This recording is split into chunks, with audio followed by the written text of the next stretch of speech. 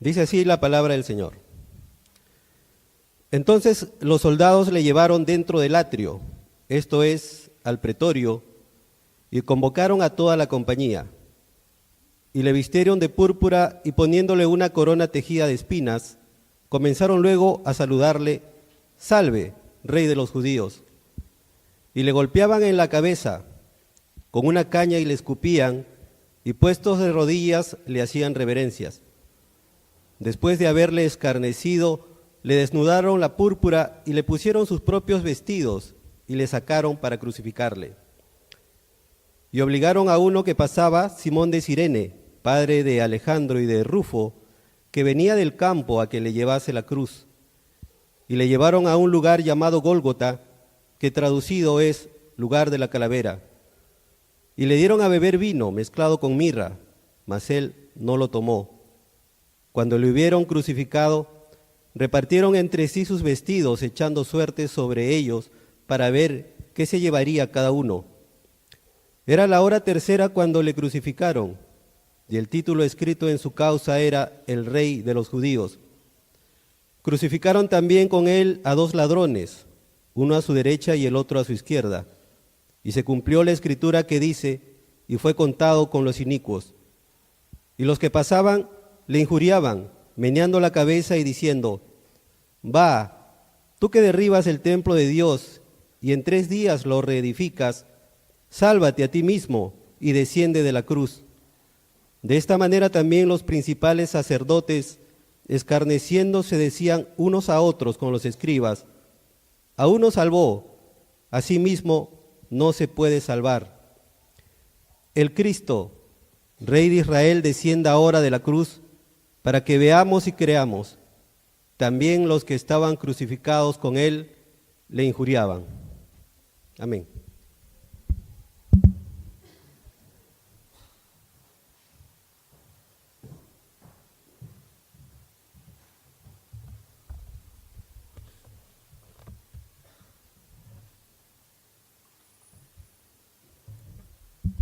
Amén, amén.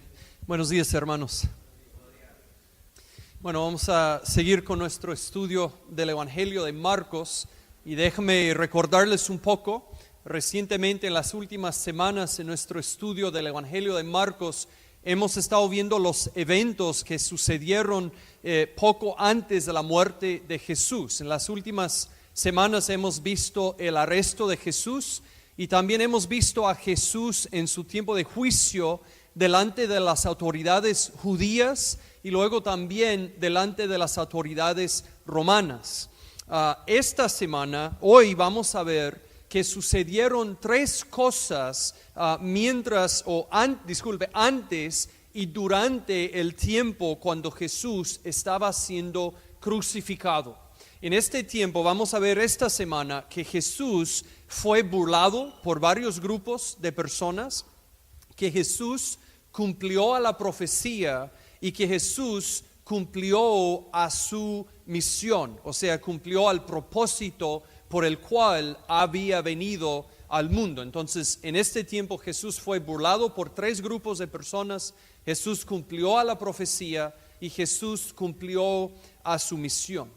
Para ver a estas cosas, yo quiero dividir al sermón en 2 partes. Primero, quiero que veamos a los burladores y luego quiero que veamos a Jesús.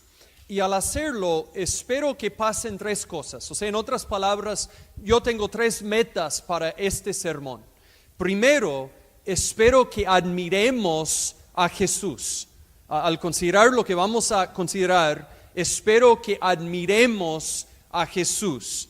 Porque finalmente la gran meta del cristianismo y realmente de todo, la gran meta del cristianismo y de todo es de exaltar a Jesucristo. Dios nos ha creado y si te ha salvado para conocer y para admirar y para exaltar a Jesucristo. Y creo que nuestro texto nos va a ayudar a admirar a Jesucristo y creo que nos va a ayudar de 2 maneras. Por un lado, el texto nos ayuda a admirar a Cristo al apreciar todo lo que Él sufrió para salvarnos. O sea, Jesús para salvarnos no solo sufrió un par de horas en la cruz, sino que antes de esto Él sufrió varias cosas que también fueron incluidas y necesarias que Él tenía que sufrir para cumplir la voluntad de Dios y para salvarnos. Y por otro lado, yo creo que nuestro texto nos va a ayudar a admirar a Jesús al mostrarnos la manera admirable que Jesús soportó el sufrimiento para hacer la voluntad de Dios. El texto nos va a ayudar a admirar a Jesús por reconocer la manera admirable que Él soportó el sufrimiento. Entonces, en este sermón espero que admiremos a la hermosura de Jesús al ver lo que sufrió, pero también al ver cómo sufrió, la manera que Él lo soportó. Entonces espero que veamos a la hermosura de Jesús, que admiremos a Jesús, pero también espero que estemos motivados, los de nosotros que somos cristianos, espero que seamos motivados e inspirados en nuestras vidas al nosotros buscar hacer la voluntad de Dios en nuestras vidas. O sea, en Cristo tenemos a nuestro ejemplo supremo de cómo un creyente, de cómo alguien debe hacer la voluntad de Dios aún en la faz del sufrimiento. Entonces espero que el ejemplo que Jesús nos inspire a nosotros y nos motive tal como aconseja Hebreos 12 del 1 al 3. Por ejemplo, esto es lo que dice en Hebreos 12 del 1 al 3. Por tanto, nosotros también, teniendo en derredor nuestro tan grande nube de testigos, despojémonos de todo peso y del pecado que nos asedia y corramos con paciencia la carrera que tenemos por delante, puesto los ojos en Jesús, el autor y consumador de la fe, el cual por el gozo puesto delante de Él sufrió la cruz, menospreciando el oprobio, y se sentó a la diestra del trono de Dios. Considerad a aquel que sufrió tal contradicción de pecadores contra sí mismo, para que vuestro ánimo no se canse hasta desmayar.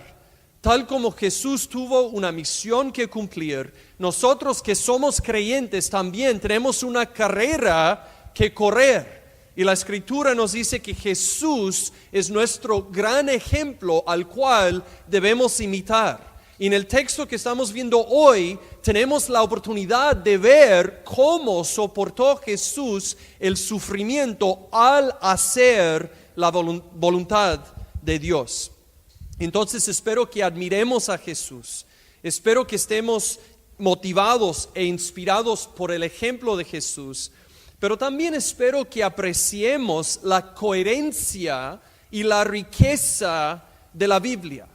En este texto vamos a ver cómo Jesús cumplió tantas profecías. Y al ver esto, espero que veamos que la Biblia es coherente, que todas las partes encajan.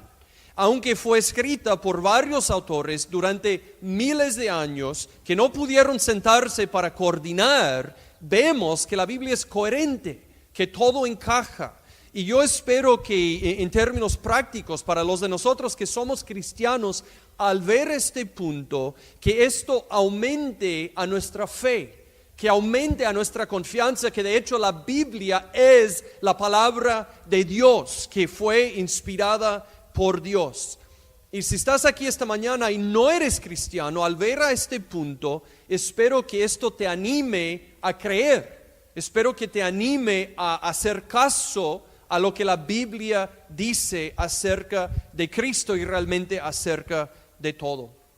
Entonces, como dije, para ver a estas cosas vamos a ver a dos grupos en el texto. Primero vamos a ver a los burladores y luego vamos a ver a Jesús. Y vamos a empezar con los burladores.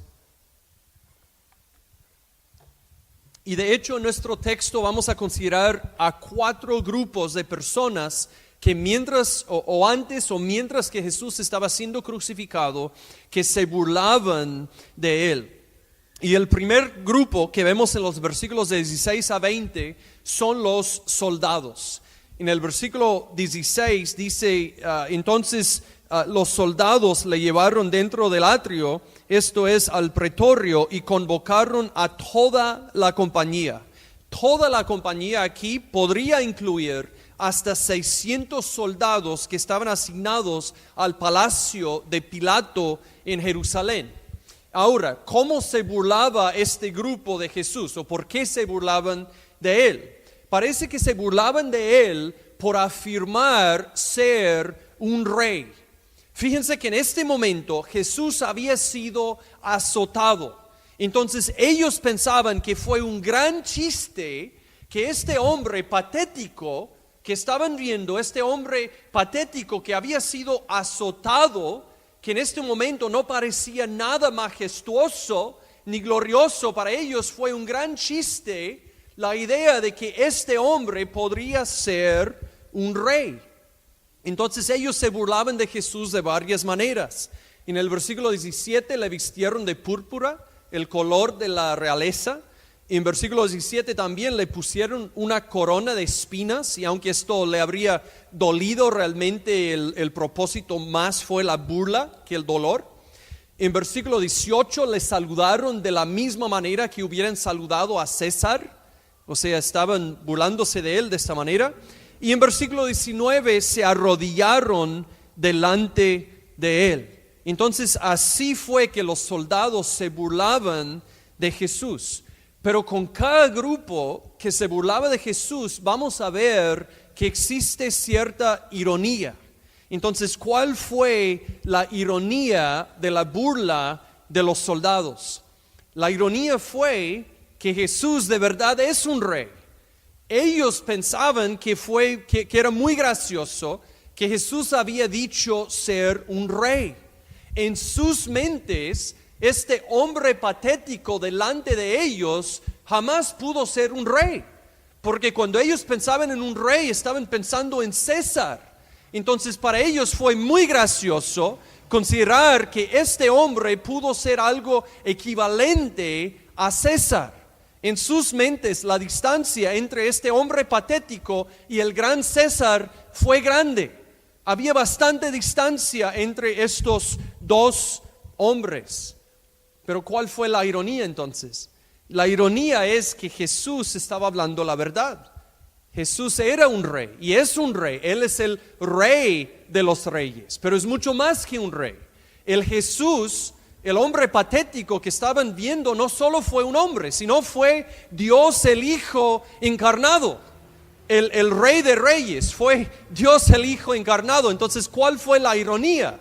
Ellos pensaban que había mucha distancia entre este hombre patético y el gran César, cuando en realidad la distancia fue más de lo que ellos imaginaban. Fue la distancia entre un hombre, César, y Jesús, Dios el Hijo hecho hombre. Entonces hay bastante ironía en la burla de los soldados. Bueno, los soldados entonces se burlaban de Jesús. Otro grupo que se burlaba de él fueron los que pasaban, en versículos 29 y 30.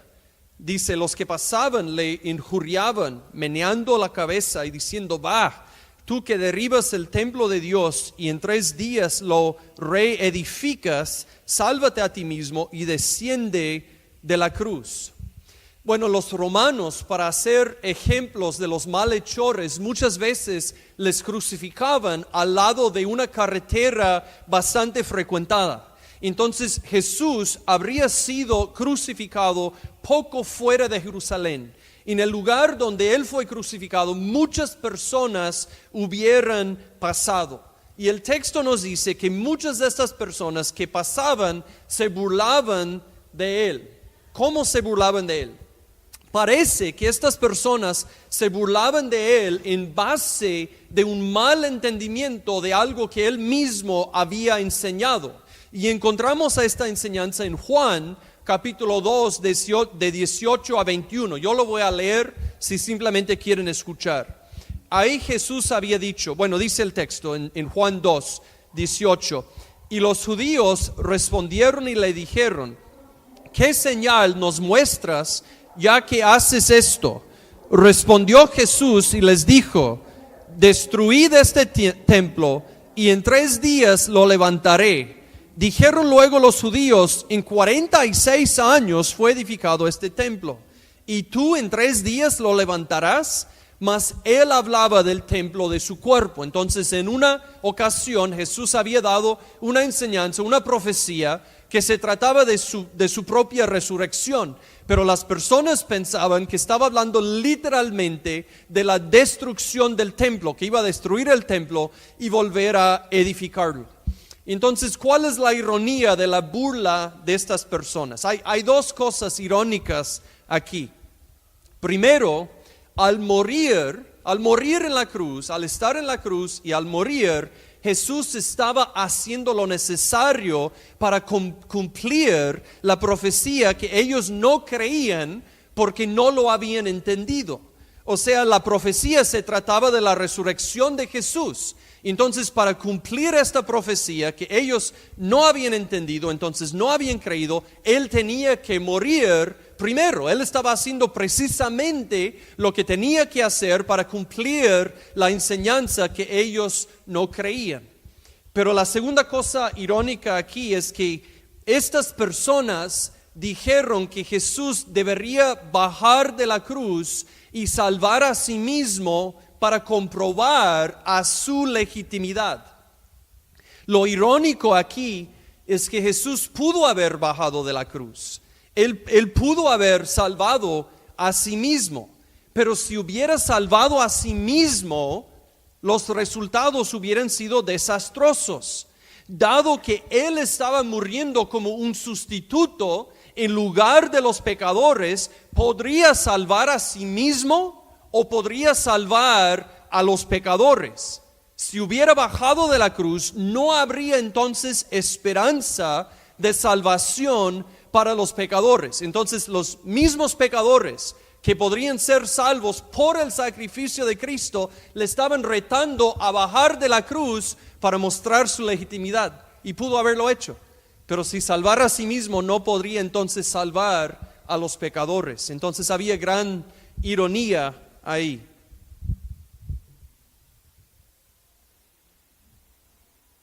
Encontramos a un tercer grupo de burladores en nuestro texto, en los versículos 31 y 32, en los principales sacerdotes.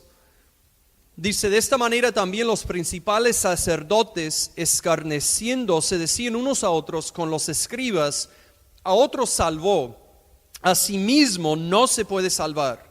El Cristo, Rey de Israel, descienda ahora de la cruz para que veamos y creamos. También los que estaban crucificados con él le injuriaban. Entonces los principales sacerdotes, los líderes religiosos, hablaron entre sí, no directamente a Jesús, pero también se burlaban de él. ¿Cómo? Bueno, sus burlas tenían que ver con la idea de que Jesús había dicho ser el Mesías. Hemos estado viendo en todo el libro de Marcos que nadie, incluyendo a los líderes religiosos, había entendido la verdadera identidad y la verdadera misión del Mesías. Ellos tenían el concepto de un Mesías conquistador y triunfante. Y en este tiempo la crucifixión no solo fue un medio de ejecución, sino también de tortura y también de vergüenza. Y solo fue usado para criminales y personas de las clases más bajas. Entonces, combinando estas dos ideas, los líderes religiosos están esperando a un Mesías conquistador y triunfante, y la crucifixión es algo escandaloso, solo reservados para personas no importantes, de las clases bajas y para los criminales. Combinando estas dos cosas, para ellos fue ridícula la idea de un Mesías crucificado, de un Mesías que moriría crucificado. Entonces su desafío a Cristo esencialmente fue: si eres el Mesías, no morirías crucificado, porque según nuestras expectativas esto no puede ser. Si eres el Mesías, no morirías crucificado. Bájate de ahí, sálvate a ti mismo, conquista, triunfa, y quizás creeríamos. Pero ¿cuál fue la ironía aquí? Otra vez es muy irónico. ¿Cuál fue la ironía? La ironía es que ellos pensaban que la crucifixión de Jesús comprobó que no era el Mesías. En sus mentes esto ya, si no estaban convencidos antes, esto ya les convenció. Jamás podría ser el Mesías porque está muriendo siendo crucificado. Entonces, en sus mentes, su muerte crucificado demostraba que para nada era posible que Él era el Mesías. Ellos creían esto porque no habían entendido la naturaleza y la misión del Mesías. En realidad, la crucifixión de Jesús comprobó que Él era el Mesías. Su sufrimiento y muerte, de hecho, cumplió profecías que ellos no habían entendido acerca de la verdadera misión del Mesías, de salvar a su pueblo de sus pecados. Entonces, ellos dijeron que creerían que Él era el Mesías si bajara de la cruz. Pero precisamente porque Él era el Mesías, no iba a bajar. Él estaba haciendo precisamente lo que el Mesías tenía que hacer. Y así estaba comprobando que en realidad era el Mesías. Entonces hay mucha ironía en su burla. Bueno, un cuarto grupo de personas que se burlaban de Jesús son los ladrones. Vemos a ellos en Marcos, en versículos 27 y 32, y luego Mateo y Lucas nos ayudan a entender mejor lo que pasa con ellos. En versículo 27 dice: crucificaron también con Él a 2 ladrones, uno a su derecha y el otro a la izquierda. Y luego en 32 están hablando ellos. Al final dice: también los que estaban crucificados con Él le injuriaban.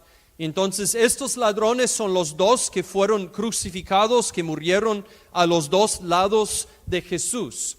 Ahora, Lucas 23 de 40 a 42 nos dice que eventualmente uno de estos ladrones creyó en Cristo y fue salvo.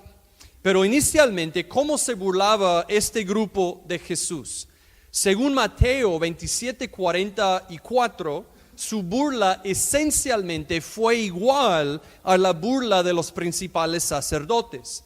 Y luego, según Lucas 23, 39, uno de ellos dijo a Jesús que si era el Cristo, que debería demostrarlo por salvar a sí mismo y por salvar a ellos.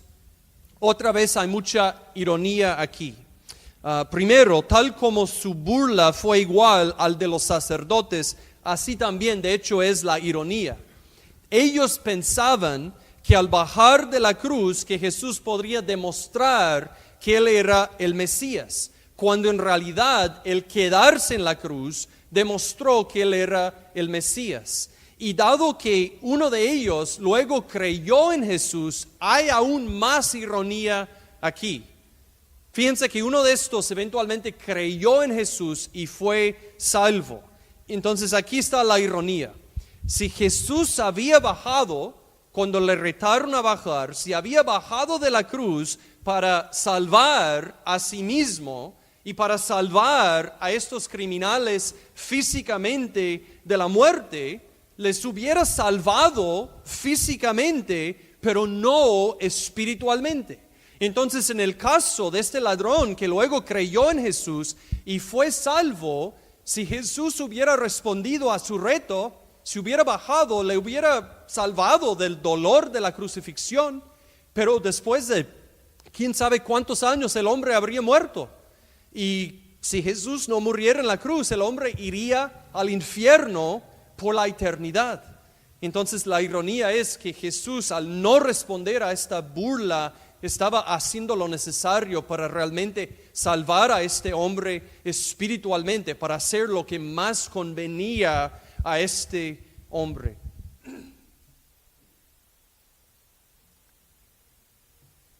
Entonces así son los burladores, así son las burlas que Jesús sufrió mientras que estaba en la cruz.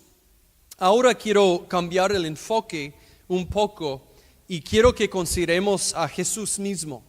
Y quiero que veamos a 2 cosas acerca de Él. Primero, quiero que veamos cómo Él cumplió a la profecía y luego quiero que veamos cómo Él cumplió a la misión, cómo Él cumplió la tarea que su Padre le había dado.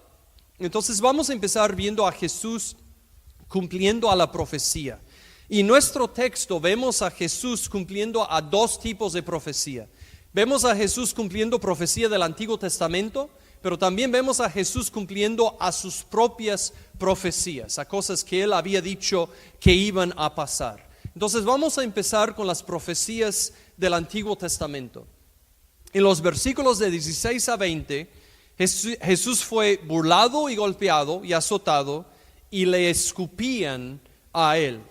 Esto cumplió a Isaías 50, versículo 6, donde dice: di mi cuerpo a los heridores y mis mejillas a los que me saben la barba. No escondí mi rostro de injurias y de esputos. Luego en versículo 23 le ofrecieron a Jesús vino mezclado con mirra. Algunos ven aquí un cumplimiento del Salmo 69, 21, donde dice: me pusieron además hiel por comida y en mi sed me dieron a beber vinagre. Luego en versículo 24, los soldados, dice el texto, echaron suertes para ver quién iba a llevar los vestidos de Jesús. Y esto cumplió al Salmo 22, 18, donde dice: repartieron entre sí mis vestidos y sobre mi ropa echaron suertes. Luego en versículos 27 y 28, al ser considerado un criminal y al ser ejecutado como criminal en medio de criminales, Jesús cumplió a Isaías 53, 12. Por tanto, yo le daré parte con los grandes y con los fuertes repartirá despojos, por cuanto derramó su vida hasta la muerte y fue contado con los pecadores, habiendo él llevado el pecado de muchos y orado por los transgresores. Luego en versículos 29 y 30, los que pasaban se burlaban de Jesús, meneando a sus cabezas, desafiándole a bajar de la cruz, insinuando que si él era legítimo, que no moriría así, que salvaría a sí mismo o que Dios le salvaría. Y esto cumplió al Salmo 22, versículos 7 y 8. Dice: todos los que me ven me escarnecen, estiran la boca, menean la cabeza, que es el lenguaje que Marcos usa, menean la cabeza, diciendo: se encomendó a Jehová, líbrele él, sálvele, puesto que en él se complacía. Entonces esto solamente es una muestra de algunas profecías del Antiguo Testamento, textos escritos miles de años antes de Cristo, que encontraron a su cumplimiento en los eventos de la muerte de Jesús, antes y durante la muerte de Jesús. Y solo es una muestra, hay más. Entonces Jesús cumplió profecías del Antiguo Testamento en su muerte, pero no solo cumplió profecías del Antiguo Testamento, también cumplió sus propias profecías. Los de ustedes que han estado aquí para el estudio de Marcos van a recordar que hemos visto que Jesús en 3 ocasiones en el libro de Marcos profetizó a su propia muerte y a su propio sufrimiento. En capítulo 8, versículo 31, Él dijo a sus discípulos que Él iba a padecer mucho y ser muerto. Entonces profetizó no solo que iba a morir, sino también mucho sufrimiento de antemano. Luego en 9:31 dijo lo mismo. Y luego en 10:34 dio una profecía bastante específica. Les dijo que antes de morir, que iba a ser escarnecido o burlado, algo que hemos visto en todo nuestro texto, que sucedió de parte de varios grupos de personas. Luego él dijo en 10:34 que iban a escupir en él, algo que vemos cumplido en nuestro texto en capítulo 15, versículo 19, y también en versículo 19 y versículo 15 vemos que se cumplió lo que él dijo, en que dijo que iba a ser azotado. Entonces Jesús también hizo profecías acerca de su sufrimiento y muerte que luego fueron cumplidos. Y hay algo aquí que espero que todos vean, es algo que mencioné en las ideas claves. Yo creo que una de las pruebas, no es la única, pero una de las pruebas que nos da la confianza de que la Biblia es la palabra de Dios y no es como cualquier otro libro, sino que tiene origen sobrenatural, es la consistencia interna de la Escritura, es su riqueza y su coherencia, es el poder ver, como mencioné antes, que aunque fue escrito durante miles de años por varios autores que no pudieron sentarse en la misma mesa para coordinar, para estar seguro que todo iba a encajar, a pesar de haber sido escrito así, todo encaja, es coherente, es rico, tiene una consistencia interna que nos hace creer y estar convencidos que de verdad es la palabra de Dios. Entonces, creyente que estás aquí hoy, espero que al ver a este punto que seas animado, que esto aumente a tu fe y a tu confianza que la Biblia es la palabra de Dios. Y estás aquí esta mañana y no eres un creyente, espero que esto también te convenza y que te inspire, que te motive a hacer caso a lo que la Biblia dice y a considerar lo que la Biblia dice acerca de ti, acerca del propósito por el cual Dios te ha creado, acerca del propósito de la vida, etc.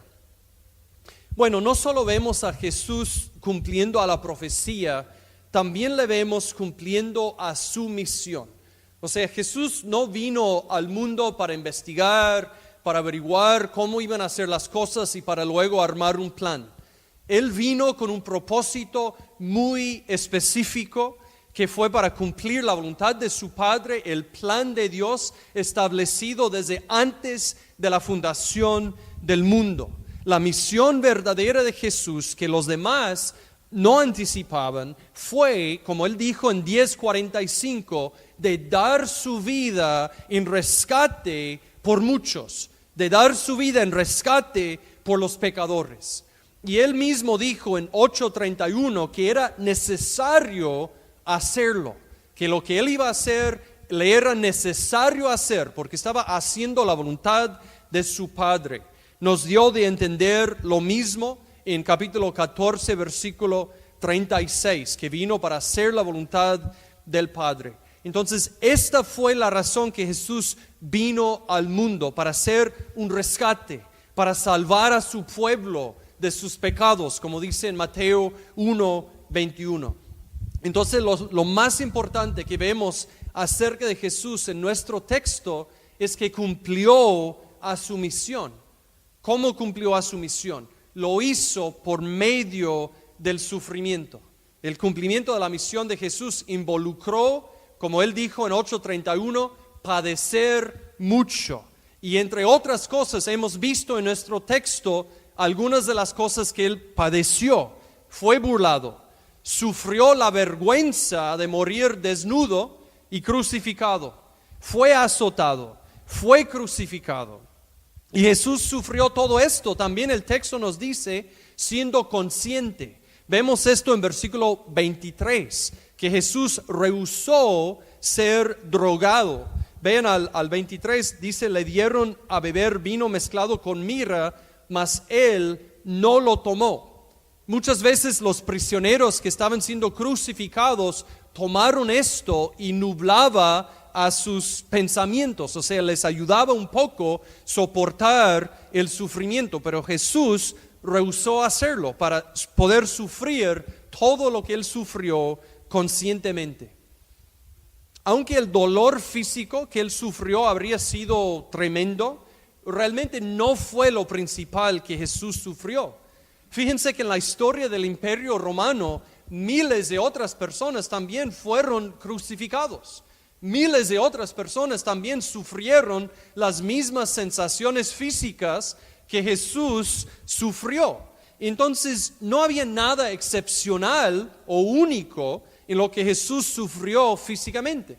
Y de hecho, el hecho que Marcos, de manera sencilla, en versículo 24, simplemente dice, cuando le hubieron crucificado, sin entrar en muchos detalles acerca de la crucifixión, nos ayuda a entender que el sufrimiento físico de Jesús no fue lo más importante, sino, como hemos visto en Marcos y como veremos la próxima semana, el punto principal y más importante de la cruz es que Jesús sufrió bajo la ira de Dios como un sustituto en lugar de aquellos que confiarían en Él. Él sufrió el castigo de parte de Dios en lugar de los pecadores que confiarían en Él. Entonces Jesús cumplió a su misión por medio del sufrimiento, por medio de, como Él dijo en 8:31, de padecer mucho. Y cumpliendo a su misión, esto llevó a la salvación de los pecadores. El resultado del cumplimiento de la misión de Jesús fue la salvación de los pecadores. Vemos esto en todo el Nuevo Testamento, pero muy probablemente lo vemos en versículo 21 de nuestro texto. En el versículo 21 dice, y obligaron a uno que pasaba, Simón de Cirene, padre de Alejandro y de Rufo, que venía del campo, a que le llevase la cruz. Fíjense que Marcos está escribiendo a creyentes en Roma, muy probablemente, y al describir al que cargaba la cruz de Cristo, le nombra. Y no nombra a cada persona en la narrativa del libro de Marcos, pero le nombra a Simón y nombra a sus dos hijos, Alejandro y Rufo. Debemos preguntarnos por qué. ¿Por qué Marcos comparte este detalle? Es muy probable que los lectores de Marcos conocían a estas personas o habían oído de estas personas. ¿Por qué? Porque es probable que estas personas llegaron a ser creyentes y se integraron a la iglesia primitiva. Entonces, aún en nuestro texto, donde estamos viendo acerca de la muerte de Jesús, ya vemos algo, una pista acerca del fruto de su muerte, al ver la mención de aquellos que muy probablemente fueron salvos, llegaron a ser cristianos por medio de la obra de Cristo, fueron salvos y reconciliados con Dios. Y realmente vemos lo mismo si consideramos al ladrón que murió al lado de Cristo. Vemos un ejemplo de una persona que recibió el beneficio de la obra de Cristo, que recibió el beneficio del cumplimiento de la misión de Jesús.